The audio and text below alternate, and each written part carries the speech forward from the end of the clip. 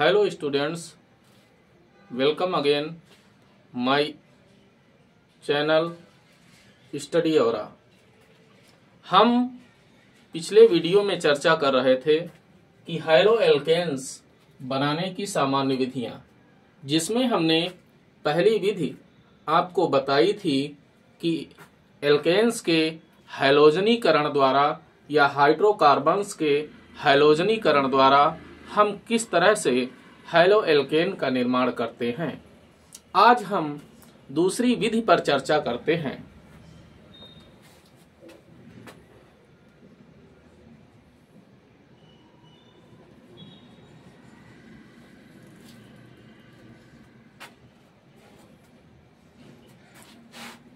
दूसरी विधि है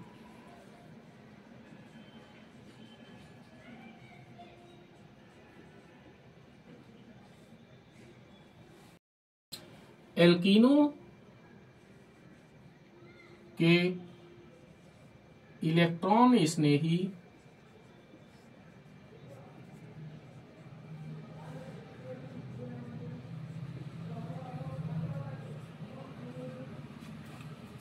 योगात्मक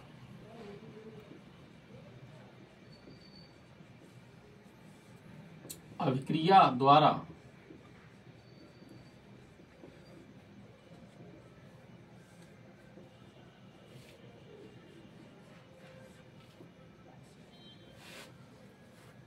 अब इस विधि को जानने से पूर्व हमें एल्कीन का ज्ञान होना आवश्यक है। एल्कीन्स किन्हें कहते हैं?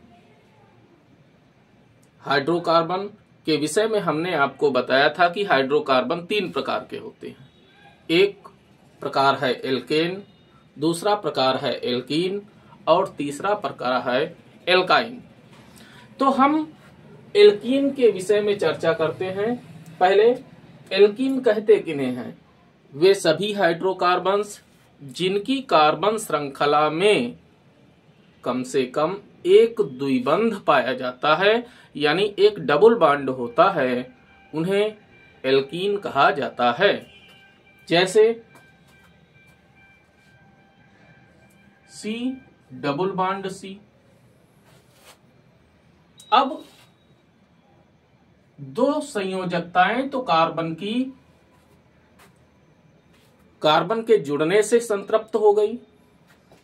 अब दो संयोजकता बची।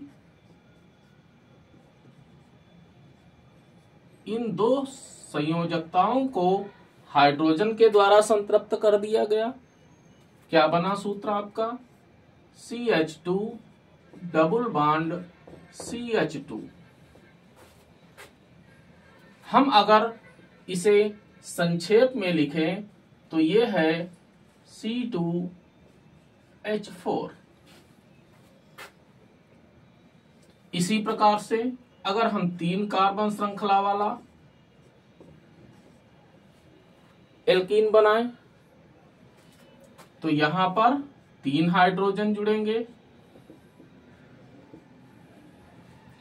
यहां पर 1 हाइड्रोजन जुड़ेगा, यहां पर 2 हाइड्रोजन जुड़ेंगे। तो आपका सूत्र क्या निकलेगा? CH3 single bond CH double bond CH2। हम नाम की बात करें इनके तो ये है एथिलीन।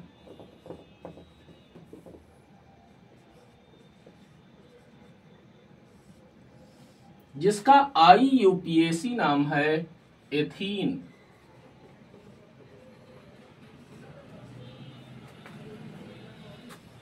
इसी तरीके से हम अगर इसकी बात करें तो इसका IUPAC नाम है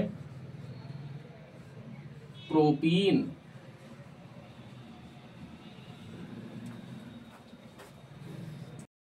अगर हम 4 कार्बन की श्रृंखला वाला हम एल्कीन लेते हैं तो हमें 2 प्रकार के एल्कीन प्राप्त होते हैं।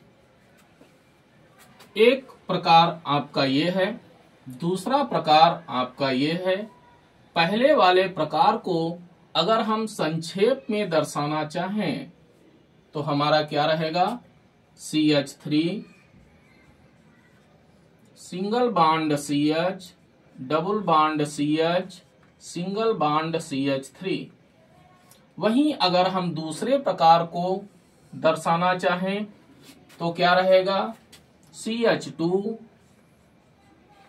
Double bond CH, single bond CH2, single bond CH3। ये सममित एल्कीन है, ये असममित एल्कीन है। सममित एल्कीन का तात्पर्य क्या होता है? सममित एल्कीन का तात्पर्य है कि जो द्विबंधीय कार्बन होते हैं, इन कार्बनों से जुड़े हुए एल्किल समूह समान प्रकार के होने चाहिए। अगर ऐसा है तो वो सममित एल्कीन बोला जाता है। अगर द्विबंधीय कार्बन से जुड़े हुए एल्किल समूह अलग अलग हैं, या इधर आप देखिए है ही नहीं, इधर लगा हुआ है, तो ऐसा एल्कीन असममित एल्कीन कहा जाता है। हम अगर इनके नाम की बात करें तो इसका IUPAC नाम ज्ञात करने के लिए हमें गिनती करने की जरूरत होती है कि हम किधर से काउंटिंग करें। तो हम गिनती उधर से प्रारंभ करते हैं जिधर से द्विबंध नजदीक होता है। हम अगर इधर से करें तो हमें द्विबंध दूसरे कार्बन पे मिल जाएगा, हम अगर इधर से करें तो भी हमको द्विबंध दूसरे कार्बन पे मिलेगा। ऐसी स्थिति होने पर हम किसी एक ओर से गिनती प्रारंभ करते हैं। हमको अगर सीधे ही मिल रहा है द्विबंध तो हम सीधे गिनती कर लेते हैं, 1 पहला कार्बन, दूसरा कार्बन, तीसरा कार्बन, चौथा कार्बन। 4 कार्बन की श्रृंखला है तो 4 के लिए हम क्या लगाते हैं, ब्यूट। दूसरे पर द्विबंध बैठा हुआ है तो डैश लगाइए, 2 लिखिए, और डबल बॉन्ड है तो हम उसके लिए ईन अनुलग्न का प्रयोग करते हैं। तो नाम क्या हुआ इसका, ब्यूटटूइन। इसी प्रकार से हम अगर इसका नामकरण करें तो हमको इधर पहले पर ही द्विबंध मिल रहा है, तो ये पहला, दूसरा, तीसरा, चौथा। हम इसका नाम क्या देंगे, ब्यूट 1-इन।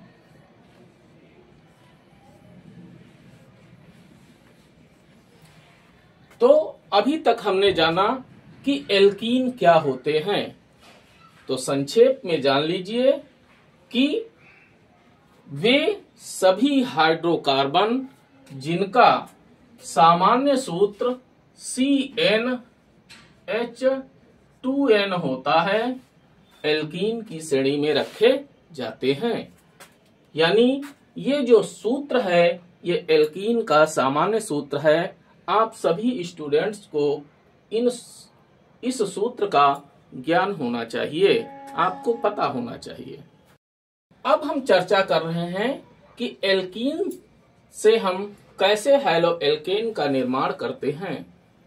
इसके लिए हम एल्कीन की किसी भी हैलोजन अम्ल से क्रिया कराते हैं, जिसके फलस्वरूप हमें हैलो एल्केन प्राप्त होता है।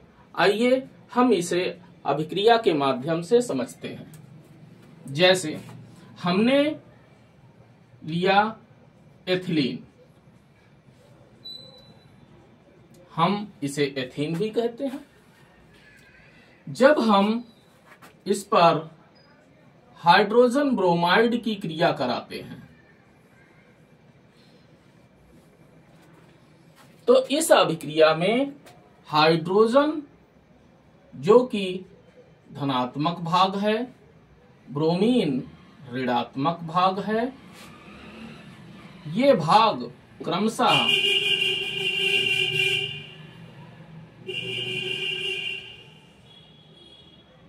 कार्बनों के साथ जुड़ते हैं। अगर ये इस कार्बन के साथ जुड़ेगा तो ये इस वाले के साथ जुड़ेगा, अगर ये इसके साथ जुड़ेगा तो ये इस वाले के साथ जुड़ेगा। क्यों ऐसा होता है?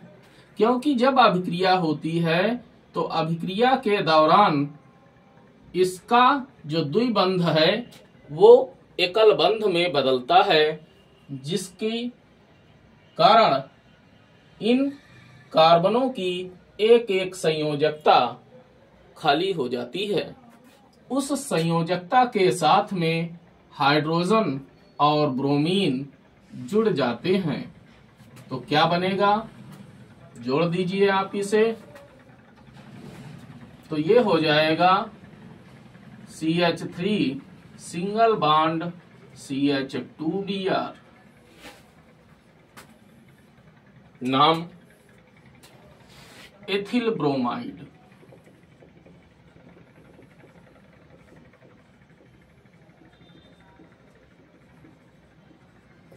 जिसका IUPAC नाम है ब्रोमोएथेन।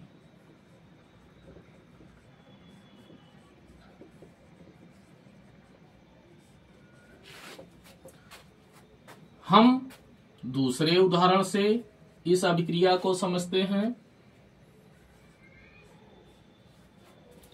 हमने ले लिया प्रोपीन, तो CH3 single bond CH double bond CH2।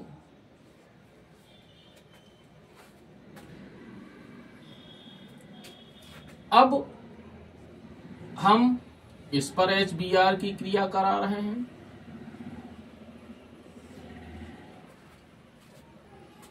अब यहां पर फिर वही चीज लागू होती है कि इसमें हाइड्रोजन किसके साथ जुड़ेगा, ब्रोमीन किसके साथ जुड़ेगा। अब ये आपके सामने समस्या आएगी। तो याद रखिए, यहां पर मार्कोनी-काफ का नियम लागू होता है। मार्कोनी-काफ का नियम कहता क्या है कि असममित एल्कीन पर HX, इसका मतलब क्या हुआ? जैसे HCl है, HBr है, HI है, इनका योग होता है। तो कहता है कि इसका ऋणात्मक भाग यानी ये वाला भाग द्विबंध के उस कार्बन से जुड़ता है जिससे जुड़े हुए हाइड्रोजन परमाणुओं की संख्या कम होती है। अब यहां पर आप देखिए, द्विबंध के आपके ये दो कार्बन हैं।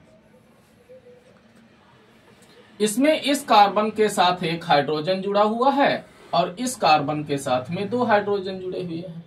तो कम किसके साथ में है? बीच वाले के साथ में। तो इसका जो ऋणात्मक भाग है, ये वाला भाग, ये किससे जुड़ेगा? इस वाले कार्बन से। हाइड्रोजन किससे जुड़ेगा? इस वाले कार्बन से। तो क्या बनेगा आपका उत्पाद? CH3 सिंगल बॉन्ड CH, ये Br जुड़ गया और सिंगल बॉन्ड CH3। नाम इसका क्या रहेगा? पहला कार्बन, दूसरा कार्बन, तीसरा कार्बन। अब दूसरे कार्बन पर ब्रोमीन जुड़ा हुआ है, नाम क्या हो जाएगा?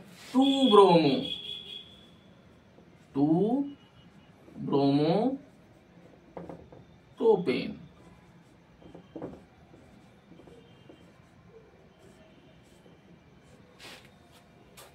इधर ये क्या था? ये था प्रोपीन।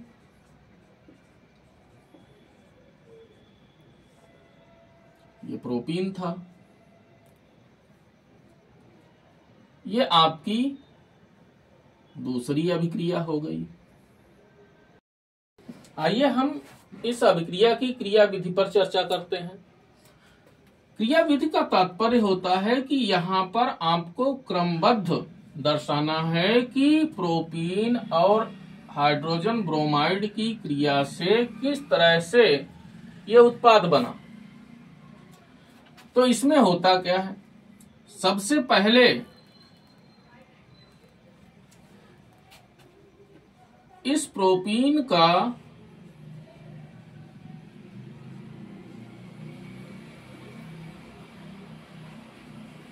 जो द्विबंध है, इसमें से एक बंध, चाहे आप ऊपर वाला ले लो चाहे नीचे वाला, कोई भी एक बंध ले लीजिए, जो पाई बंध होता है, वो पाई बंध बनाने वाले इलेक्ट्रॉन युग्म को एक कार्बन ग्रहण कर लेता है। इसके ग्रहण करने से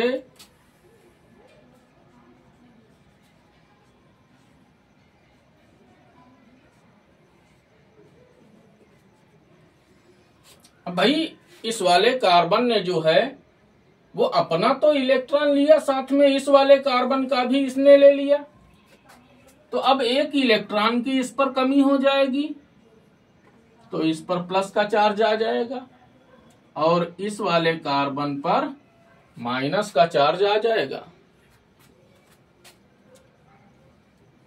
वहीं अब क्या होगा,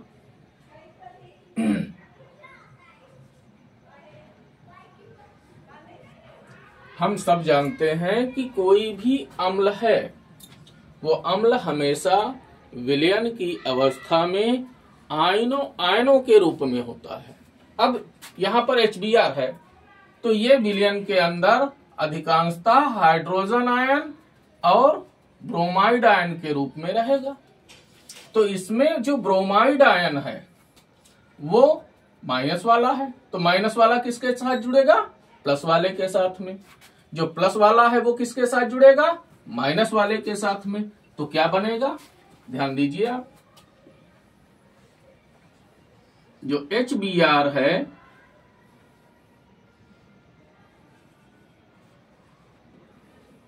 जब इससे इसकी क्रिया होगी तो उस क्रिया से जो ये प्लस वाला भाग है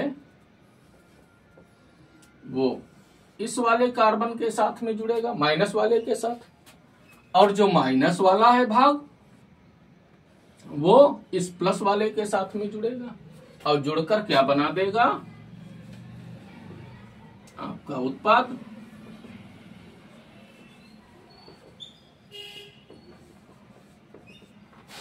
ये बन जाएगा 2-ब्रोमोप्रोपेन। बेटा बात समझ में आई कि हम प्रोपीन से 2-ब्रोमोप्रोपेन कैसे बनाते हैं। अब हम तीसरी विधि पर चर्चा करते हैं।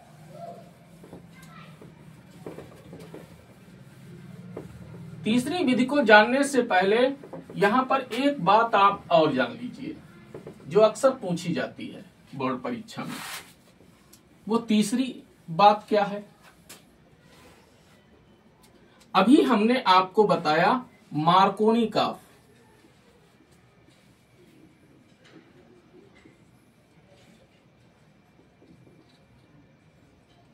नियम।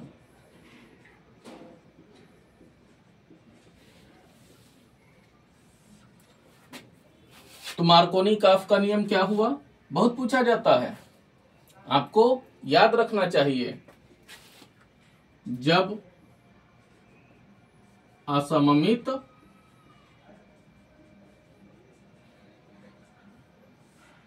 एल्कीन पर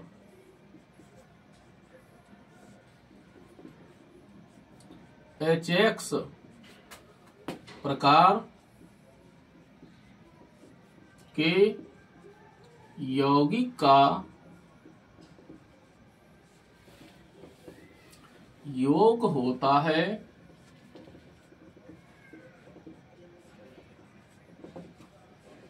तो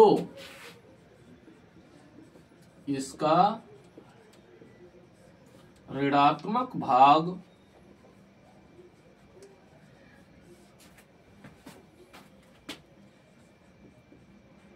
तो ऋणात्मक भाग कौन हुआ, ये द्विबंध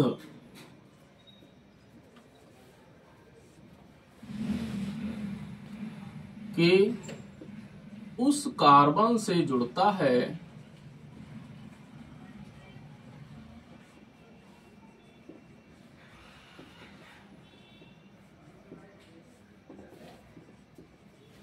जिससे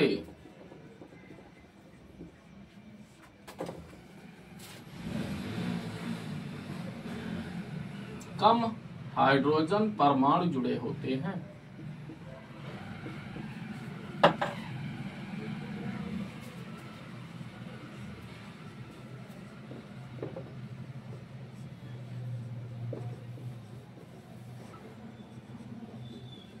जुड़े होते हैं।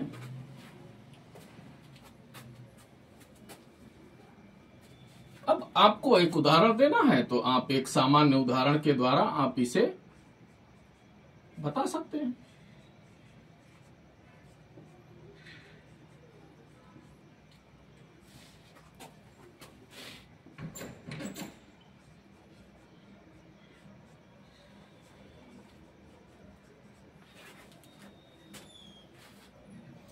तो यह है मार्कोनी काफ का नियम। लेकिन अगर इसी अभिक्रिया में हम बेंजोइल परऑक्साइड का प्रयोग कर दें तो ये अभिक्रिया मार्कोनी काफ के नियम के ठीक उल्टी होती है। उल्टी का मतलब क्या? उल्टी का मतलब ये है कि ये जो हैलोजन परमाणु है ये फिर इस कार्बन से नहीं जुड़ेगा, ये इस वाले कार्बन से जुड़ जाएगा और जो हाइड्रोजन है वो बीच वाले कार्बन से जुड़ जाएगा। तो इसे क्या बोलते हैं? इसे बोलते हैं परऑक्साइड प्रभाव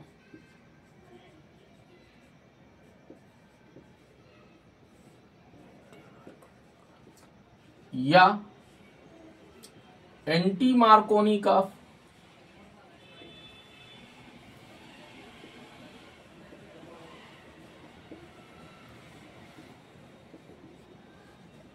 या खैराश, खैराश भी कहते हैं, खराश भी कहते हैं।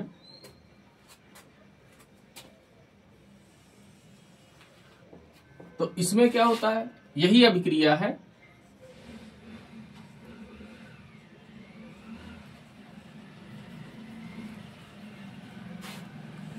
आप इस अभिक्रिया में बेंजोइल परऑक्साइड का यूज कर दीजिए।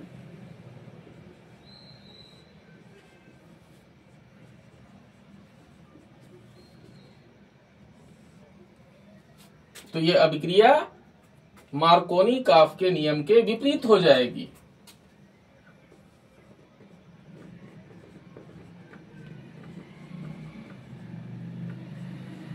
ये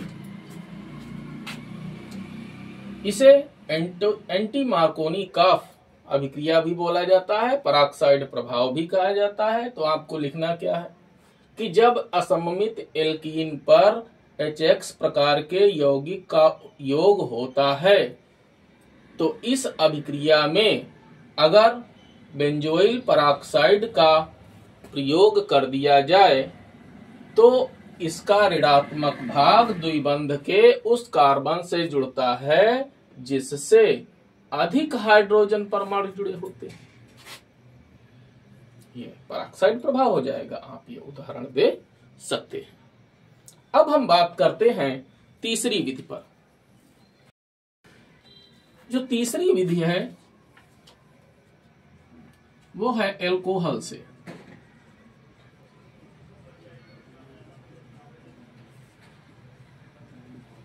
एल्कोहल से तो सबसे पहले तो हमें यह पता होना चाहिए कि एल्कोहल क्या होते हैं। विकार्बनिक यौगिक जिनकी कार्बन श्रृंखला में OH जुड़ा होता है एल्कोहल बोले जाते हैं। उदाहरण से आप जान लीजिए, जैसे CH3OH, C2H5OH, C3H7OH। अब तुम सोच रहे होगे कि सर ये हम कैसे समझे कि कार्बन श्रृंखला में OH जुड़ा हुआ है। तो आप समझ सकते हैं, इधर मैं आपको बता देता हूं। भाई जैसे CH3OH है तो कार्बन की 4 होती है संयोजकता, एक संयोजकता से OH जुड़ गया, बाकी बेटा बचे आप हाइड्रोजन जोड़ दीजिए। ऐसे ही अब ये वाला है तो 2 कार्बन वाला है, 2 कार्बन ले लिए, एक कार्बन के साथ में आप एक OH जोड़ दीजिए, बाकी जो संयोजकताएं बची कार्बन की हाइड्रोजन से फिल कर दीजिए। तो देखिए क्या बना, CH3 CH2OH। तो आप ऐसे भी लिख सकते हो C2H5OH को। ऐसे ही C3H7OH। अब इसके भाई 2 प्रकार के एल्कोहल बन जाते हैं इस सूत्र से। पहला प्रकार क्या है, पहला प्रकार है CH3CH सिंगल बॉन्ड CH3 और ये OH यहां लग गया। दूसरा प्रकार क्या है, दूसरा प्रकार है CH3 single bond CH2 single bond CH2 single bond OH यहां लग गया। दोनों के नाम भी अलग अलग रहेंगे बेटा, IUPAC नाम अलग हो जाएंगे। हम सामान्य नाम की बात करें वो भी अलग रहेंगे। क्यों? क्योंकि ये है आइसोप्रोपिल एल्कोहल।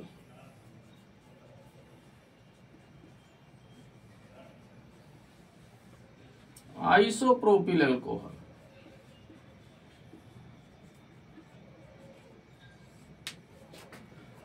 और इसको कहते हैं नॉर्मल प्रोपिल एल्कोहल।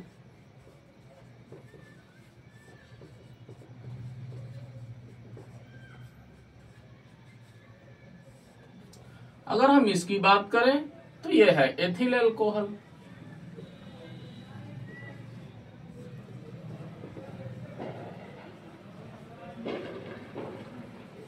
यह है आपकी मेथिल एल्कोहल।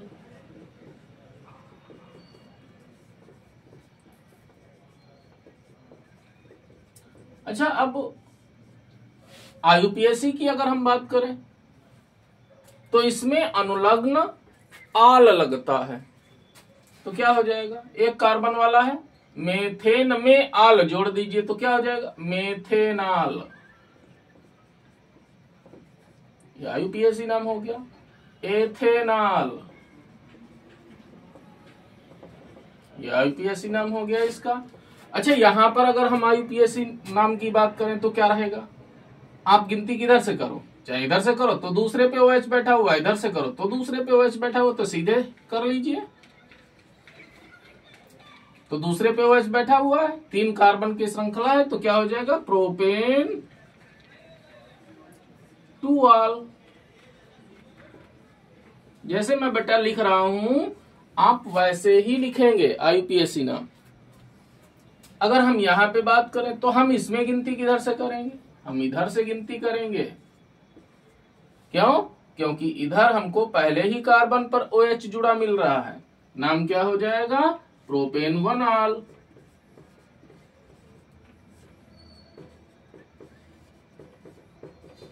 प्रोपेन 1 आल। तो इतनी बात बेटा समझे कि अल्कोहल क्या होते हैं। अगर किसी भी कार्बन श्रृंखला में OH बैठा हुआ है तो वो अल्कोहल की श्रेणी में आता है।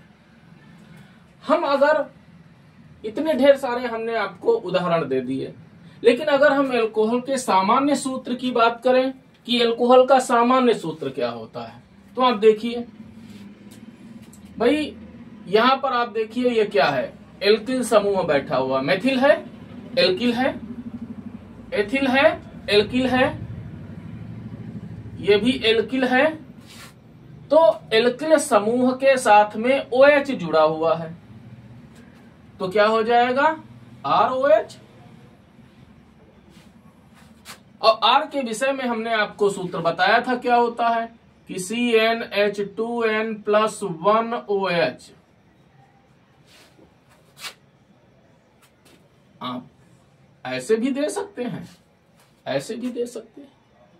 ये एल्कोहल के सामान्य सूत्र है। लेकिन हाँ, ये याद रखना कि ये मोनोहाइड्रिक एल्कोहल है।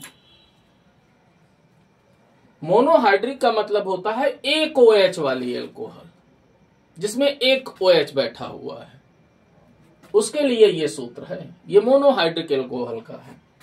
अब हम चर्चा करते हैं कि एल्कोहल से हम कैसे हैलो एल्केन का निर्माण करते हैं। तो एल्कोहल से हैलो एल्केन बनाने की कई विधियां हैं। उसमें पहली विधि क्या है? पहली विधि है कि एल्कोहल पर हैलोजन अम्ल की हम क्रिया करा दें। जैसे हमने ये एल्कोहल ले ली, ये सामान्य सूत्र है। यानी पहले हेडिंग डाल लीजिए,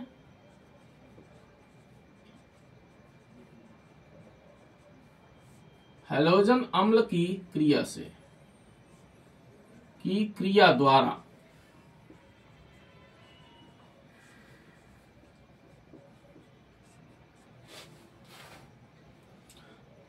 जैसे भाई हमने ये ले लिया एल्कोहल, आप बेटा इस पे क्रिया करा दीजिए HX की।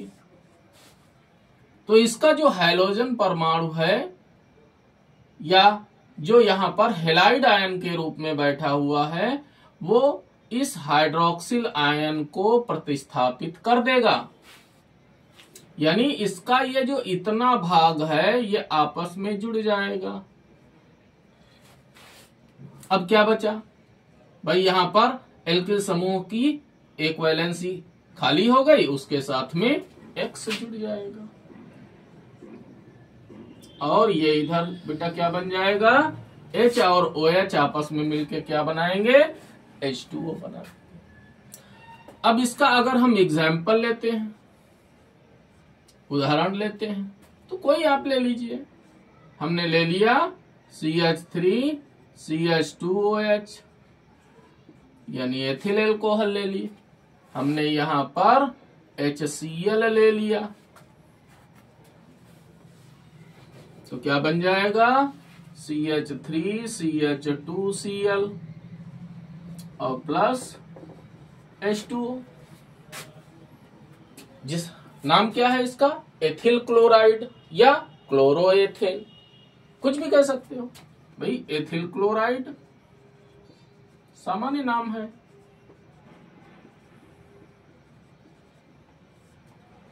IUPAC नाम की हम बात करें तो वो क्लोरोएथेन है।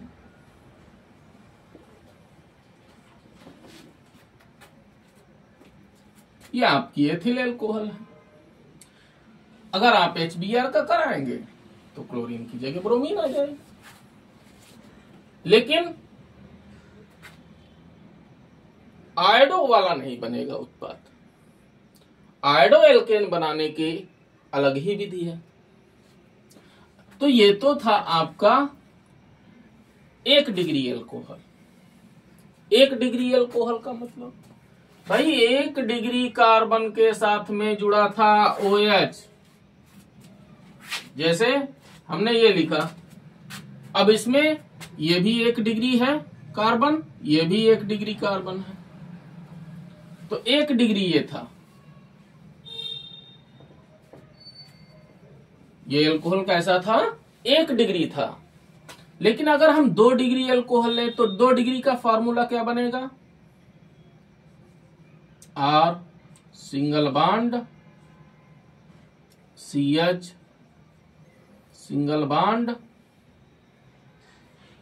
R डैश और यहां पर OH बैठा हो। अब उसमें ये आपका 2 डिग्री है। इसमें ये जो कार्बन बैठा हुआ है ये 2 डिग्री है, क्योंकि इस कार्बन से इधर भी कार्बन श्रृंखला जुड़ी हुई है, इधर भी कार्बन श्रृंखला जुड़ी हुई है, यानी 2 कार्बनों के बीच में बैठा हुआ है ये, इसलिए ये 2 डिग्री वाला है। अब हम अगर HBr की क्रिया करा देते हैं, या अगर हम सामान्य अभिक्रिया प्रदर्शित कर रहे हैं तो HX लिख दीजिए। तो X जो है वो इसको विस्थापित कर देगा, ये H2O बन जाएगा। तो R single bond CH single bond X single bond R dash plus H2O। अच्छा, हम यहाँ पर R डैश क्यों प्रयोग कर रहे हैं, R ही क्यों नहीं प्रयोग कर रहे हैं? भाई ये जो एल्किल समूह हैं ये समान प्रकार के भी हो सकते हैं और भिन्न प्रकार के भी हो सकते हैं। अगर हम इसको उदाहरण के द्वारा समझें, भाई ये आपका पहली सामान्य अभिक्रिया थी, ये पहली थी, ये दूसरी है। अगर हम इसको एग्जाम्पल के द्वारा समझें तो आप देख लीजिए, जैसे हमने लिखा CH3 सिंगल बांड CH और single bond CH2 single bond CH3, ये हमने लिख दिया है, यहाँ पे OH बैठा हुआ है। तो अब आप इसमें गौर करिए कि इसमें बेटा ये 1 डिग्री कार्बन है, ये 2 डिग्री है, ये वाला भी 2 डिग्री है और ये वाला 1 डिग्री कार्बन है, क्योंकि इस कार्बन से 2 कार्बन इधर उधर जुड़े हुए हैं, इस वाले से भी 2 जुड़े हुए हैं, तो ये भी 2 डिग्री वाला है कार्बन। अब आपने HBr से करा दी क्रिया, तो क्या होगा, CH3 single bond CH single bond Br single bond CH2 single bond CH3 plus H2O, ये बन जाएगा। नाम इसका क्या रहेगा भाई, हम गिनती इधर से करेंगे 1 2 3 4, तो ये हो जाएगा 2 ब्रोमोब्यूटेन, 2 ब्रोमोब्यूटेन।